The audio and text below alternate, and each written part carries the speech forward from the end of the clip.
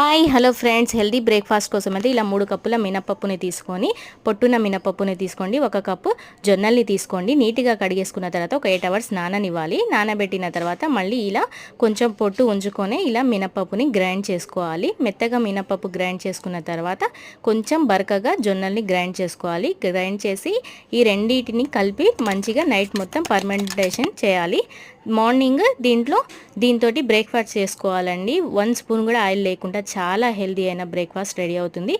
ఇలా మార్నింగ్ ఇలా పిండి తీసుకొని దీంట్లో సాల్ట్ వేసుకొని ఈ పిండిని మంచిగా కలుపుకోవాలి. కలిపిన తర్వాత ఒక గిన్నె తీసుకొని ఈ కలిపిన పిండిలో తురుముకున్న క్యారెట్ వేసుకోవాలి. ఒక గిన్నె తీసుకొని వాటర్ వేసుకొని పైన స్టెయినర్ పెట్టి దానిపైన అరిటాకు పెట్టి ఇలా కొంచెం ఆవిరి కుడుములా వేసుకోవాలి. చాలా హెల్దీ అయిన బ్రేక్ఫాస్ట్. వీడియో నచ్చితే లైక్ చేయండి, షేర్ చేయండి, సబ్స్క్రైబ్ చేసుకోండి.